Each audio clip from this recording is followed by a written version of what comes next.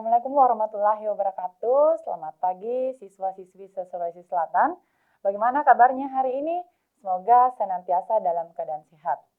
Dari Studio Dinas Pendidikan Provinsi Sulawesi Selatan, dalam program Smart School, Generasi Smart berkarakter cerdas.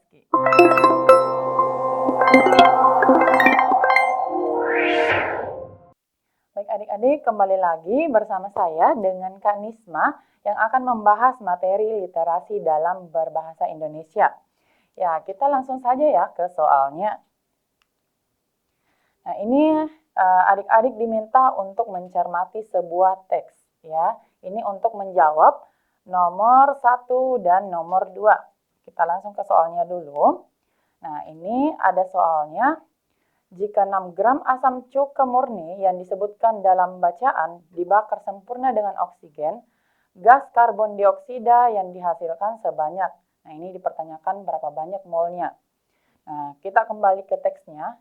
Ini teks tentang etanoik acid atau biasa kita sebut dengan cuka. Nah, ini seringkali kita gunakan dalam kegiatan sehari-hari. Nah, pertanyaannya tadi, berapa karbon dioksida yang dihasilkan? Nah, diketahui, ya kita tulis dulu, diketahui massa atau M-nya itu sama dengan 6 gram.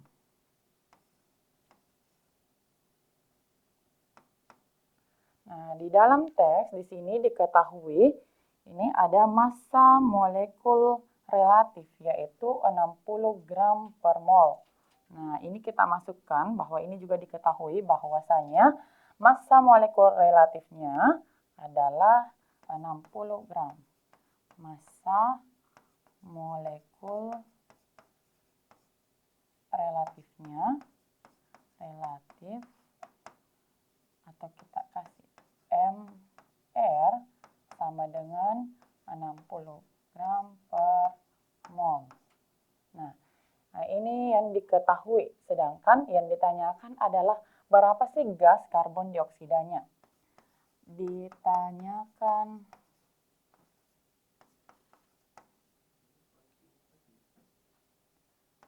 CO2. Ini berapa? Nah, untuk menemukan karbon dioksidanya, kita ada rumusnya ya untuk mol apa tadi? Ini etanoiknya CH3 CO2H. Ya. CH3 CO2H. Ya, ini atau asam cuka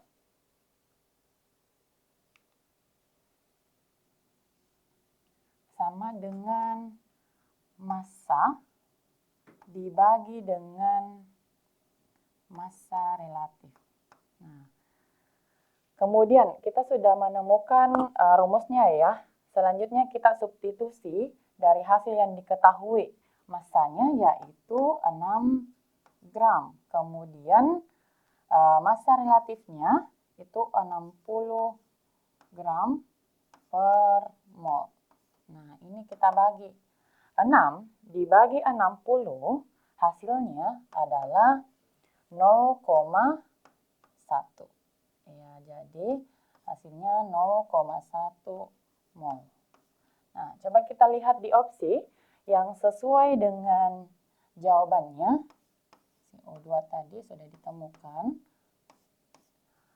Nah, ini opsi A ya. Ini 0,1 mol. Jadi, memang ya untuk soal literasi dalam bahasa Indonesia itu ada beberapa soal yang berkaitan dengan soal-soal yang menggunakan rumus. Jadi, memang ada yang tersurat dan tersirat seperti ini.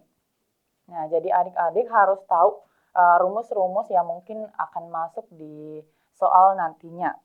Nah, selanjutnya kita ke soal nomor 2.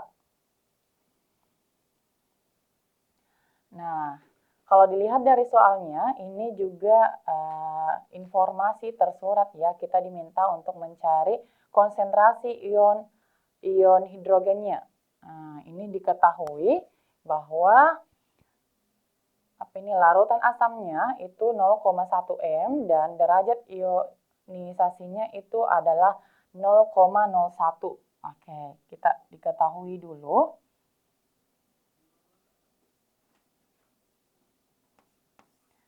Diketahui tadi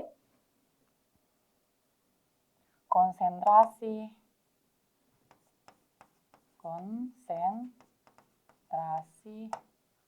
larutan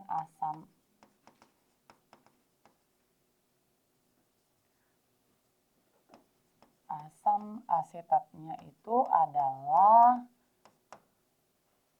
0,1 m. 0,1 m.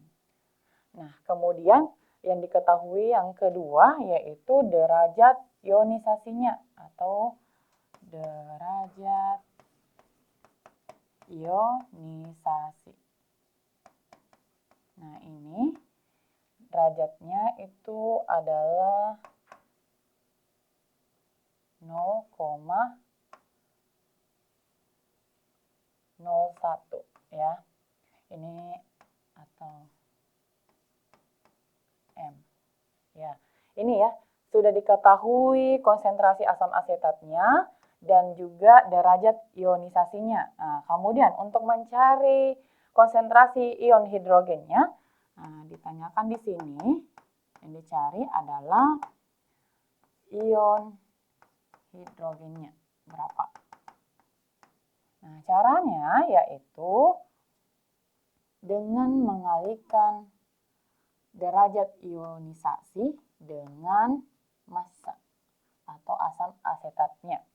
Nah, kita substitusi ini ya rumusnya. Derajat ionisasinya tadi adalah 0,01 dikali dengan 0,1.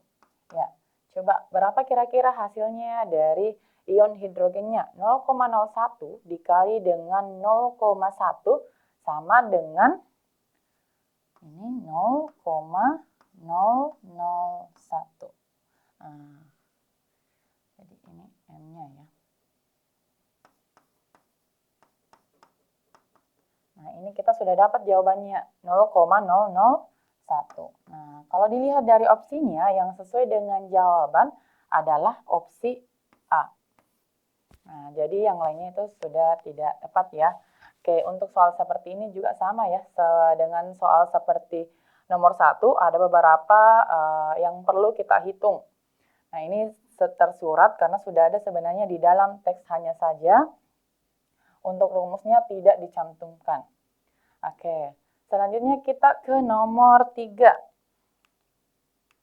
Nah, di nomor 3, adik-adik diminta kembali untuk mencermati sebuah teks. Ini untuk menjawab soal nomor 3 sampai dengan nomor 6. Nah, ini tentang kerajinan ukir kayu. Ya, silakan dibaca dulu. Ya, kita ke soalnya di nomor 3. Nah, yang dipertanyakan di sini gagasan utama. Nah, gagasan utama atau pokok pembahasan. Pokok pembahasan. Nah, jadi gagasan utama ini atau pokok pembahasan ini letaknya ada di dalam kalimat utama. Nah, jadi untuk mencari gagasan utama, adik-adik harus tahu di mana dulu letak kalimat utamanya. Karena di dalam kalimat utama itu ada pokok pembahasannya. Nah, kalimat utama letaknya ada beberapa. Yang pertama ya, ada namanya deduktif. Ada induktif. Kemudian yang ketiga, variatif. Dan yang keempat, deskriptif atau naratif. Nah, ini ada 4. Nah, yang pertama deduktif. Nah, apa sih yang dibilang deduktif ini? Jadi, Deduktif itu adalah kalimat utama yang letaknya ada pada awal paragraf. Nah, ini ada pada awal paragraf.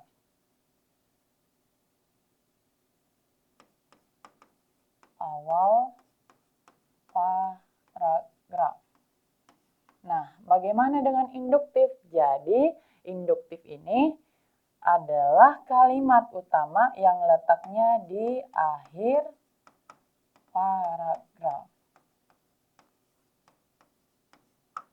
Nah, yang ketiga, variatif, gabungan antara awal dan akhir.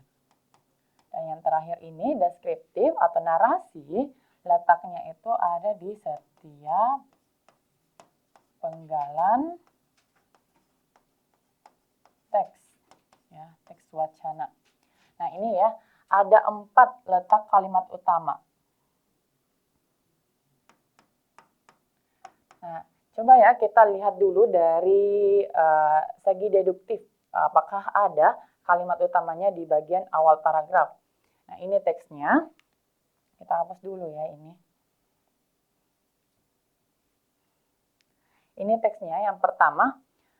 Kerajinan ukir kayu merupakan salah satu usaha industri kecil yang memproduksi berbagai jenis ukuran dengan mengadopsi budaya kearifan lokal serta menjadi warisan turun-temurun dari nenek moyang masyarakat Batak hingga generasi pengukir masa kini.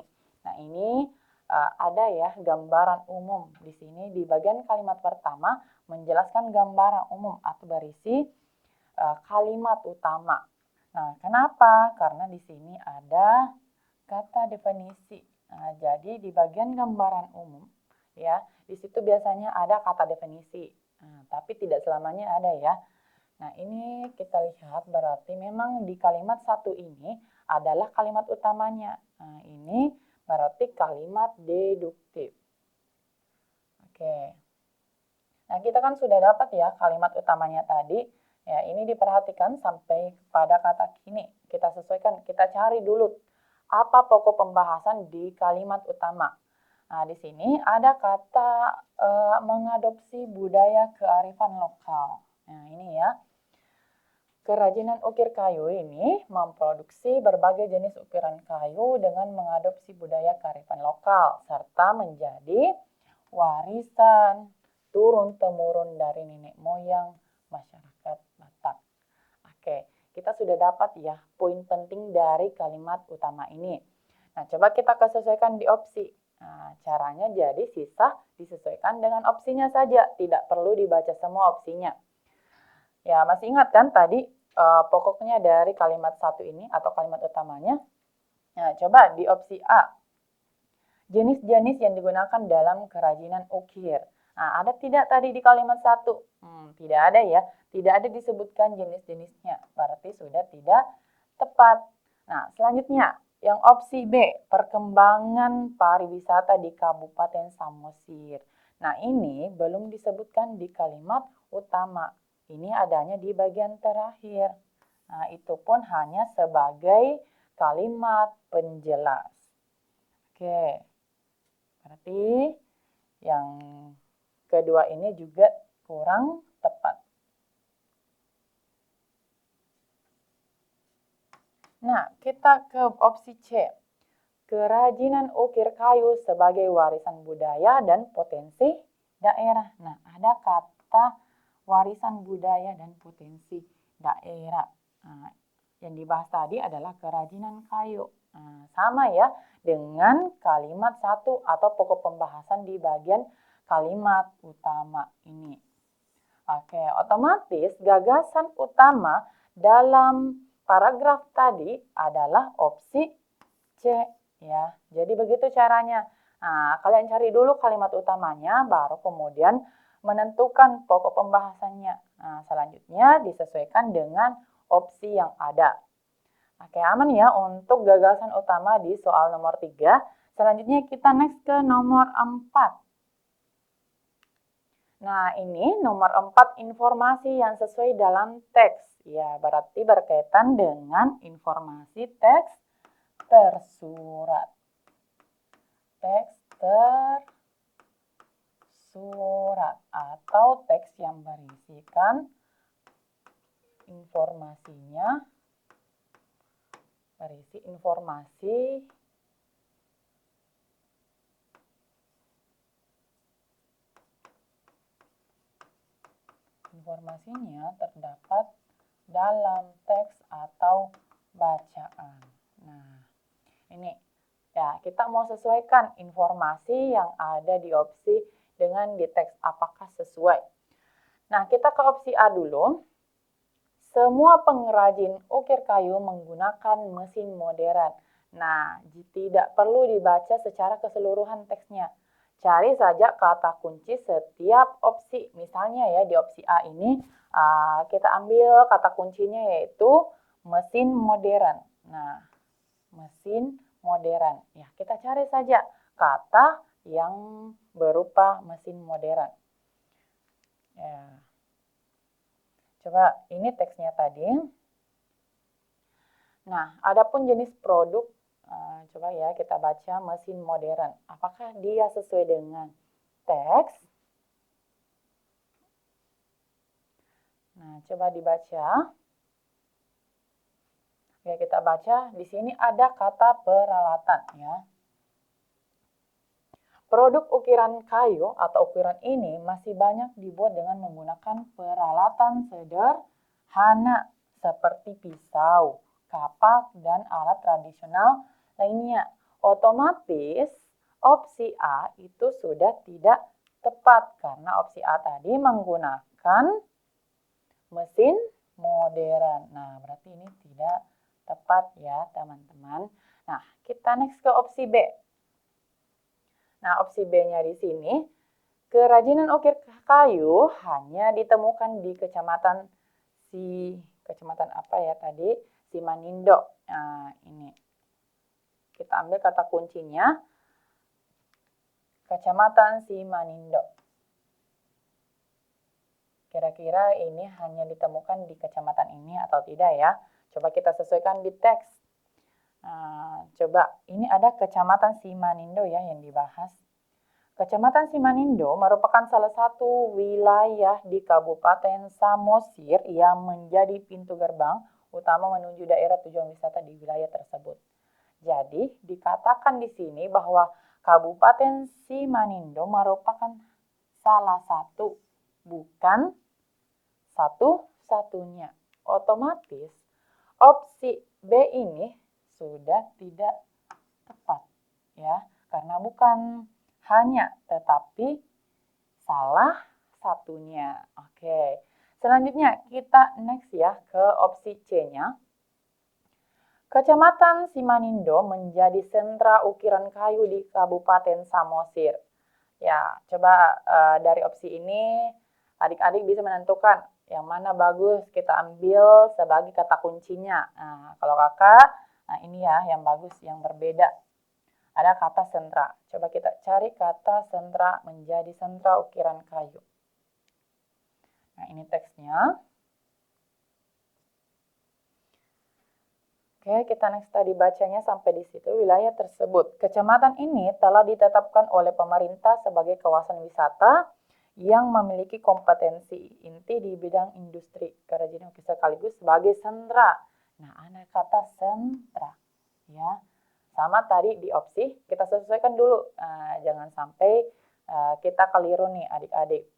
Nah, di sini dikatakan bahwa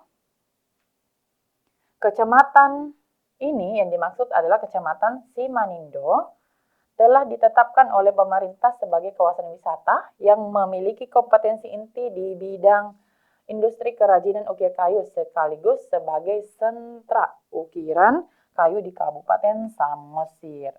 Nah, otomatis jawaban untuk nomor 4 yang sesuai dengan teks informasi yang ada itu opsi C. Nah, ini tadi sesuai ya. Kecamatan Simanindo ini menjadi sentra ukiran kayu di Kabupaten Samosir. Oke, kita sudah dapat jawabannya nih. Ya, kita lanjut ya ke soal nomor 5.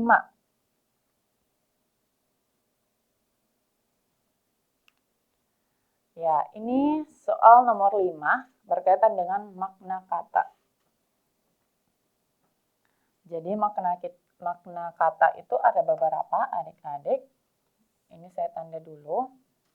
Yang pertama ada makna leksikal, ada gramatikal, kemudian ada denotasi, dan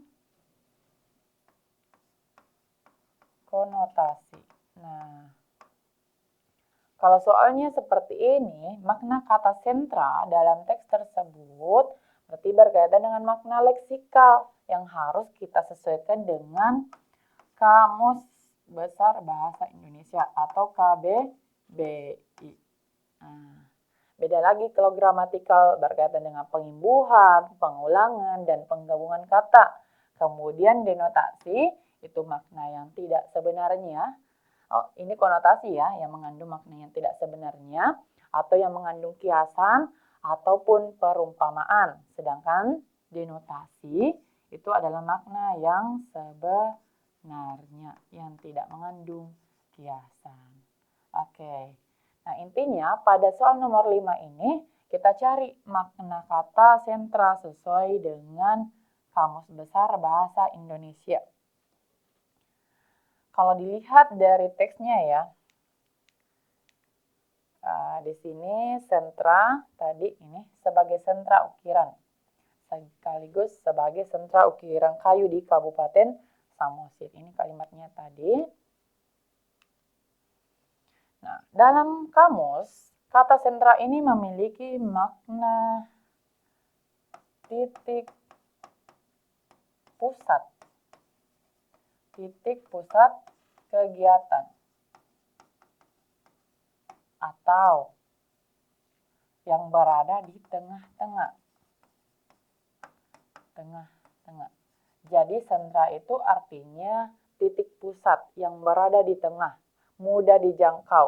Nah, dari opsinya, tentunya yang paling tepat makna dari kata sentra ini adalah opsi ya B ya, pusat kegiatan atau produksi. Nah, ini tempat ya, bukan nih ya, bukan tempat. Iya, tempat, hanya saja tempat ini yang dijadikan sebagai pusat kegiatan. Ini tidak, apalagi ini dan ini. Oke, jawaban yang benar untuk nomor 5 adalah opsi B.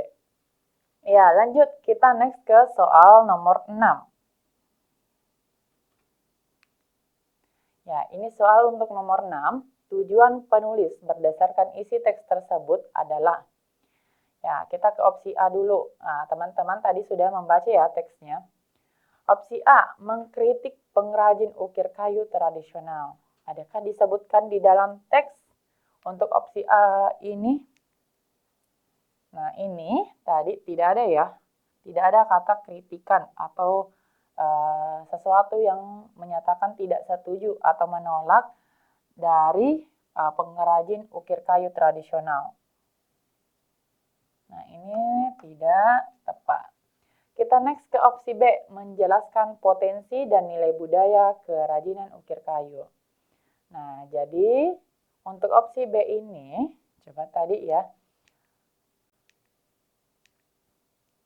Nah, di sini dikatakan pada kalimat 1, kerajinan ukir kayu ini mengadopsi budaya kearifan lokal serta menjadi warisan turun-temurun dari nenek moyang masyarakat Batak hingga generasi pengukir masa kini. Otomatis untuk soal nomor 6 ini sesuai dengan teks. Kenapa? Sudah dijelaskan potensinya tadi dan nilai budaya kerajinan ukir kayu. Dijelaskan pada teks ya, sesuai dengan kalimat utama, dan ini beberapa yang penjelas dari kalimat utama tadi. Oke. Kemudian kita tanda ya, tadi jawabannya untuk nomor 6 itu adalah opsi B. Nah, kenapa C tidak? Karena C di sini tidak ada disebutkan kerajinan modern, hanya pada kerajinan tradisional. Nah, opsi D sudah tidak tepat ya, lagi ini. Oke. Aman ya untuk nomor 6. Selanjutnya kita next ke nomor 7. Ya, adik-adik kembali diminta untuk mencermati sebuah teks untuk menjawab soal nomor 7 sampai dengan nomor 10. Nah, ini berkaitan dengan keadaan atau situasi ya sekarang ya, perkembangan El Nino atau cuaca yang sangat panas, musim kemarau. Nah, silakan dibaca dulu teksnya. Kita ke soalnya ya, sembari. Oke, ini nomor 7, pernyataan tentang El Nino yang sesuai. Nah, lagi dan lagi berkaitan dengan informasi teks tersurat. Iya, kita harus sesuaikan dengan teks karena ini jawabannya ada pada isi teks. Kita ke opsi A dulu. Opsi A di sini El Nino menyebabkan musim hujan menjadi lebih panjang di Indonesia. Jadi, adik-adik harus paham dulu ya apa yang dikatakan dengan El Nino ini. Ya, ini tadi teksnya. Di sini, fenomena iklim global ini diperkirakan memengaruhi kondisi kemarau yang lebih kering. Jadi ini yang dikatakan El Nino ya. Kondisi kemarau yang panjang, yang lebih panas gitu. Nah, sedangkan di opsi A ini berkaitan dengan hujan, otomatis tidak ada kemarau. Berarti ini sudah tidak tepat ya untuk opsi A-nya. Selanjutnya kita next ke opsi B.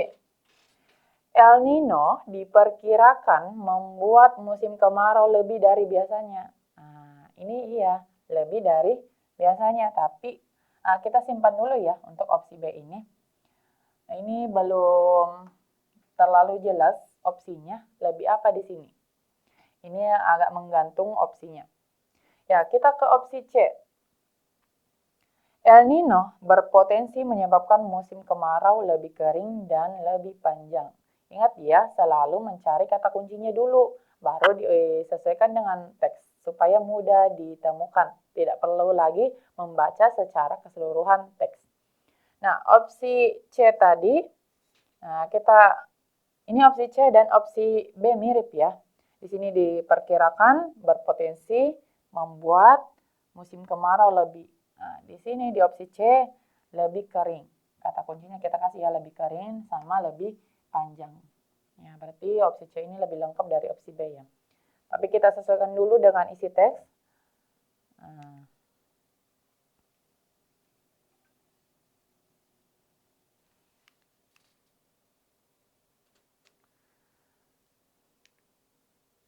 Oke, coba dicari ya tadi yang berkaitan dengan musim kemarau atau El Nino ini.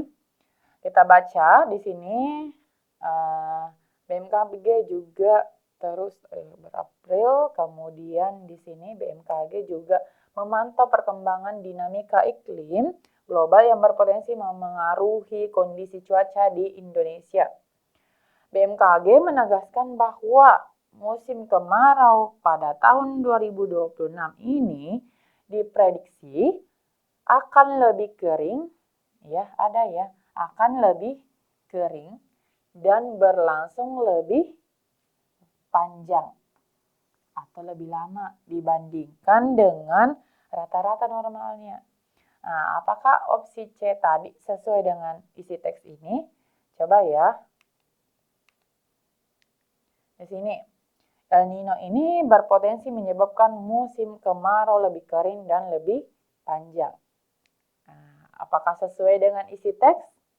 Ya, ini sesuai ya adik-adik. Nah, di sini dijelaskan lengkap, lebih kering dan lebih panjang. Sesuai dengan opsinya tadi. Otomatis jawaban yang tepat untuk nomor 7 adalah opsi C. Oke. Kita beri tanda dulu ya. Nah, jawaban untuk nomor 7 opsi C. Selanjutnya, next ke nomor 8. Pertanyaannya adalah, menurut tes, dampak fenomena El Nino di Indonesia adalah, ingat selalu cari kata kunci. Nah, kata kunci dari soalnya, karena ini kan bukan untuk menyesuaikan, nah ini sudah jelas di soalnya bahwa yang ditanyakan adalah dampak fenomena El Nino. Nah, dampaknya. Coba ya kita cari pada teksnya. Nah, ini teksnya tadi. Coba cari dampak, kalau belum menemukan, silakan dibaca dulu. Nah, di sini ada pada kalimat terakhir, di sini disebutkan, kondisi tersebut perlu menjadi perhatian pemerintah daerah. Nah, kondisi apa yang dimaksud? Kondisi atau fenomena El Nino pada tahun 2026. Nah, lanjut ya. Menjadi perhatian pemerintah daerah, sektor pertanian, serta masyarakat. Nah, kenapa nih masyarakat? Kenapa masyarakat masuk? Karena dapat meningkatkan risiko kekurangan apa? Kekurangan air, risiko kekeringan, kebakaran hutan, dan lahan. Oke, ini ya dampaknya untuk pemerintah, ada pertanian serta masyarakat. Ini khusus untuk masyarakat yang saya tandai. Sesuaikan kembali dengan opsi. Yang pertama, meningkatnya curah hujan di seluruh wilayah Indonesia. Oke. Otomatis ini sudah tidak tepat. Ingatlah ya, sama tadi ya curah hujan. Jadi curah hujan itu tidak berkaitan dengan El Nino, karena El Nino ini adalah musim kemarau. Oke, ini kurang tepat adik-adik. Ya, kita next ke opsi B. Nah, opsi B-nya berkurangnya risiko kebakaran hutan dan lahan. Berkurangnya risiko. Oke, ada ya tadi kebakaran hutan dan lahan. Ya, apa yang berbeda di opsi B? Coba dilihat baik-baik. Apa sih yang berbeda dengan opsi B dengan teksnya? Di teksnya disebutkan, kenapa masyarakat masuk perlu memperhatikan dampak El Nino ini karena dapat meningkatkan. Ya, meningkatkan. Sedangkan di opsi berkurang, otomatis sudah tidak tepat karena ini harusnya meningkatkan atau meningkatnya. Ya, oke, ini yang salah, berarti tidak tepat. Oke, kita next ke opsi C. Menurunnya suhu udara secara drastis. Nah, opsi C ini tidak ada disebutkan di dalam teks ya. Menurunnya suhu udara. Nah, ada atau tidak? Ya, ini tidak ada ya. Oke, berarti sudah tidak tepat untuk opsi C. Nah, selanjutnya kita ke opsi D. Bertambahnya hasil panen di sektor pertanian. Nah, di sini ada disebutkan ya, sektor pertanian, hanya saja ini sektor pertanian, tetapi di opsi ini berbeda ya. Di sini dijelaskan bahwa bertambah hasil panen. Nah, ini tidak disebutkan di dalam teks. Oke, karena El Nino ini adalah musim kemarau, otomatis ya berbeda ya dengan opsi D. Ya, kita next ke opsi E. Nah, kita tadi sudah mencari antara A, B, C, D, ini sudah tidak tepat, otomatis jawabannya adalah opsi E. Tapi kita sesuaikan dulu ya adik-adik. Di sini opsi E ada kata meningkatnya risiko kekeringan dan kekurangan air. Meningkatnya risiko kekeringan dan kekurangan air. Kita kembali ke teksnya.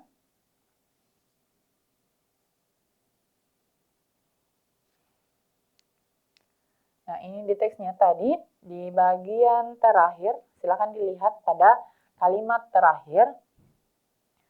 Kondisi tersebut perlu menjadi perhatian pemerintah daerah, sektor pertanian, serta masyarakat. Ya, masyarakat karena dapat meningkatkan risiko kekeringan sama kekurangan air. Ini juga ada. Ini tadi disebutkan pada opsi. Nah, otomatis jawabannya opsi E. Oke, ada pada kalimat terakhir.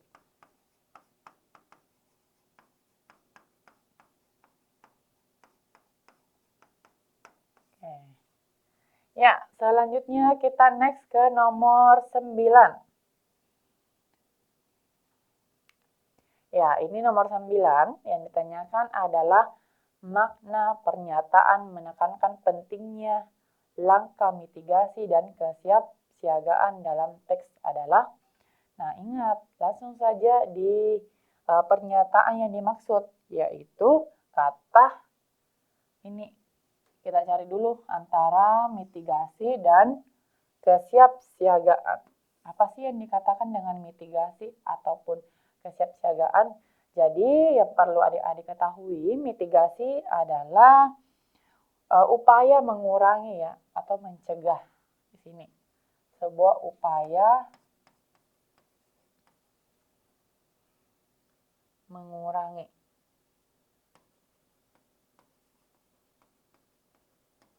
Ini upaya mengurangi atau mencegah suatu masalah misalnya.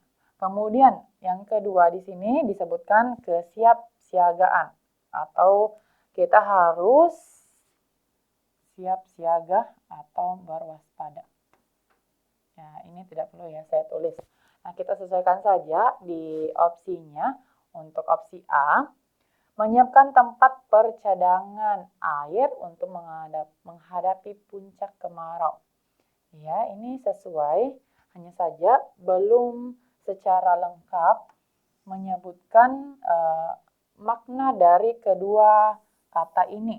Ya, ini benar ya, cuman belum tepat. Kita ke opsi B.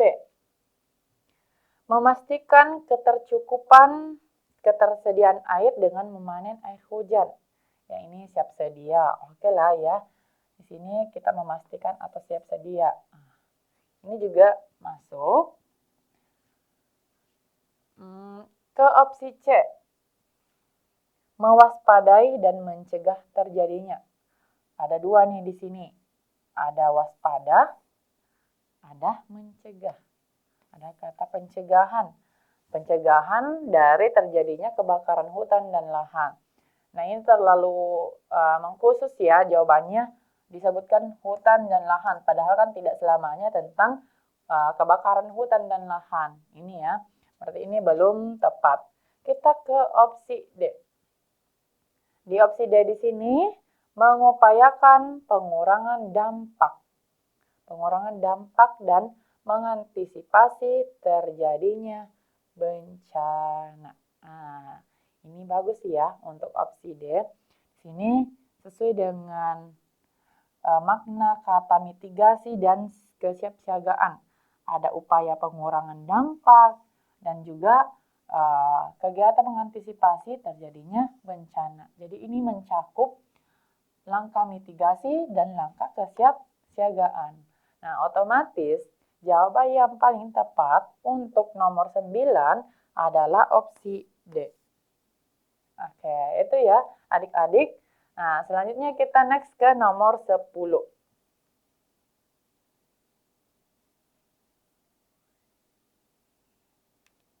Ya, ini nomor yang terakhir ya.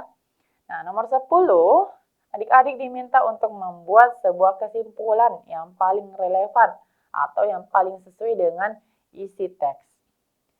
Nah, coba kita opsi A-nya ya. Ini seluruh wilayah Indonesia sudah memasuki musim kemarau pada Maret 2006.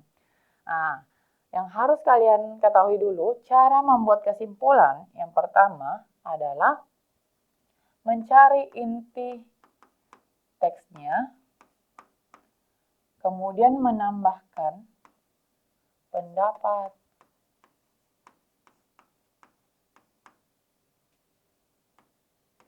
penulis. Nah, ini ya, untuk mencari sebuah kesimpulan. Nah, coba kita ke teksnya dulu. Apa tadi kata kuncinya atau inti yang dibahas? Ingat selalu kalau inti atau temanya selalu mencari kalimat utamanya dulu. Nah, di sini yang dibahas itu adalah El Nino ya. Fenomena El Nino. El Nino yang menjadi perhatian seluruh wilayah. Itu. Kembali ke soal nomor 10. Yang pertama opsi A. Seluruh wilayah Indonesia sudah memasuki musim kemarau. Nah, pada Maret 2026. Ya, boleh ya pakai kata kunci Maret 2026, langsung cari tahun itu. Boleh juga pakai ini, seluruh musim kemarau. Ini. Ya, coba kita sesuaikan dulu. Nah, di sini pada 2026, di sini ada 2026, 2026. Ini April ya, April hingga Juni 2026. Nah, ini hingga akhir Maret. Ya, merujuk rilis resmi BMKG, hingga akhir Maret sekitar 7% zona musim di Indonesia telah memasuki musim kemarau dan jumlahnya diprediksi terus meningkat. Nah, jadi untuk opsi A tadi di nomor 10, ini tidak selamanya seluruh wilayah Indonesia pada musim, bukan memasuki, hingga pada Maret 2026. Oke, jadi opsi A ini kurang tepat. Selanjutnya kita ke opsi B. Pemerintah dan masyarakat perlu, kita hapus dulu ini ya. Pemerintah dan masyarakat perlu bersiap menghadapi potensi dampak kemarau ekstrim. Oke, ini bagus. Kita opsi C, El Nino tidak berpengaruh besar terhadap kehidupan masyarakat. Ini kurang tepat karena El Nino ini berpengaruh ya pada bidang pertanian, pada masyarakat tadi disebutkan. Kemudian bagian opsi D, musim kemarau pada tahun 2026 akan sama seperti tahun-tahun sebelumnya. Nah, sama tidak dengan opsi D dengan teksnya tadi. Nah, sedangkan di teks di sini disebutkan akan meningkat. Ya, akan meningkat. Berat. Di sini ada kata meningkat 77%, otomatis jawabannya untuk opsi C ini tidak, opsi D ya yang tadi ini tidak sama, melainkan ada sebuah peningkatan dari tahun sebelumnya. Oke, kita ke opsi E. BMKG tidak memiliki data yang cukup terkait kondisi iklim. Nah, ini kurang tepat karena sudah disebutkan di dalam teks ada datanya ya. BMKG di sini memberikan data. Nah, ini ada datanya disebutkan pada tahun 2026. Nah, otomatis jawaban yang tadi untuk opsi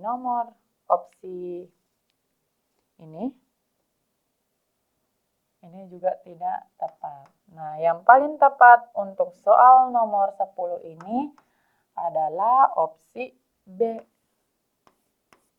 Nah, karena di sini pemerintah dan masyarakat diminta untuk bersiap siaga untuk menghadapi potensi dari dampak kemarau ekstrim yang terjadi pada tahun 2026. Oke, itu ya untuk materi kita pada hari ini terkait literasi dalam bahasa Indonesia. Ya, lebih dan kurangnya mohon dimaafkan. Wabillahi taufiq wal hidayah. Wassalamualaikum warahmatullahi wabarakatuh. Nah, teman-teman jangan lupa ya di-follow dan di-subscribe beberapa akun dari Smart School. Sekian, terima kasih.